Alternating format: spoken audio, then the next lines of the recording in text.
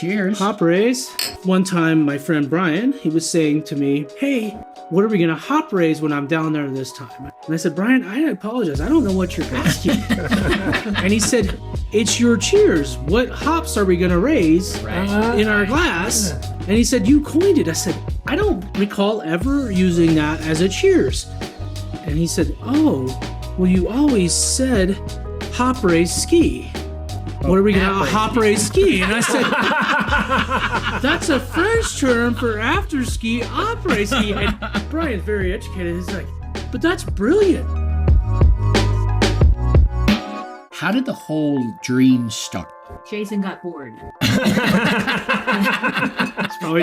I believe. That I believe. Not far from the truth. Yeah. I cut my homebrewing teeth in the Denver Front Range area, which is some of the best homebrewing and commercial craft brewing in the world. Essentially, I asked Jason one night, I said, do you want to get into that consulting thing that we talked about before, we'll travel, or do you want to start that brewery you've been talking about? He was like, I want to start that brewery. Part of the vision was to be something that everybody could come in and enjoy. So that's why we have a range of beers, like most breweries, but we really focus on the personality aspect of it. That's why we have a man's best friend represented by a dog. We have a hobgoblin represented by some kind of hoppish goblin ghoulish thing. Right. And we have our plebeian porter. It's a porter designed for everyone, the everyman, the plebes, the hoi polloi. So we kind of put all those concepts together and really decided to focus on it. But another really key part for us was to make sure we had access to geothermal if possible.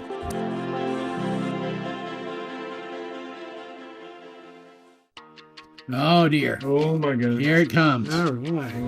And I can say these two items are the only two that actually are the same on both menus. At this spot and then The Riff Raff on the River. Right, got it. These two dishes represent two of our most popular, and both include a beer-brined boiled egg, which kind of looks a little strange. It has this brown there, and that's from the raw beer that we use. It's unfermented beer. So it has a high sugar content still, and that's what actually gives the egg its color, and it gives it a very unique flavor. It's not sweet like table sugar. Right. That is delicious. Yeah, it's amazing. I won't have a white egg again ever. Right. I normally won't order hard-boiled eggs, but I think I'm going to order this now. It's that good. All right, Shelly, what are we doing next? This is the Lambowski. This came out originally as the Burger, which was kind of a fun name. One of our gentlemen who's still with us to this day came up and he said, I don't know why in the world you want to call that thing the Burger. It's the Big Lambowski. And of course, there it is. We had kind of adopted a Big Lebowski theme with our Dude Burger and some of our other references, and it just, boom, it hit. So we renamed it, but it's still the great dish that it is. It's a awesome ground lamb, usually cooked to medium rare. It has a beautiful lemon oregano aioli as the sauce, and then a cucumber feta relish. That combination of flavors, what do you think? Yeah, amazing. It's fantastic. And it feels somewhat healthy. It does. Perception is reality. So if it feels healthy, then you're winning. So, Shelly, what's the most rewarding thing for you about running two really successful restaurants? My staff. The training, the knowledge, and when we get new people in and teaching them about beer and seeing them catch on, get excited about it. Especially the 16-year-olds. We love to teach them all about beer. Of age one.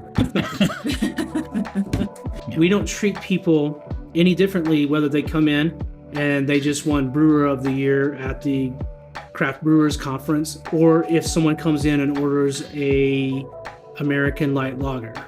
If you want a Bud Light, we're not going to chastise you for that. We're going to take the opportunity to educate you on what we have that's similar that we make here ourselves out of great Pagosa water. And, I mean, honestly, at the end of the day, I want to sell more beer. Right. We have to make money. Otherwise, we couldn't be having these conversations. We'd be out of business. So we have to make the numbers work, but we should have fun doing it. Here's the final dish, right? Mm-hmm. What are we eating, Shelly? So during the pandemic, we had no French fries at the original location. Okay. And when we opened this location originally 4 years ago, we added fries to the menu because as you guys are aware, a lot of downtown restaurants did not have French fries, and is our number one request all the time. We started doing fried items here, like we have a potachos, which is our version of sweet potato nachos. I've never met a bad fry. Hey, we just can't thank you guys enough for everything you brought to Pagosa Springs, all the good beer, all the good food. We're excited to see where you're going, all your success in Denver eventually. And thank you for employing my daughter. Here's all the She knows the fellowship. meaning Great. of good work, but mostly thank you for you guys and who you are. Cheers. Cheers. Hop raise, guys. Hey, Hop raise. hop raise, hop raise.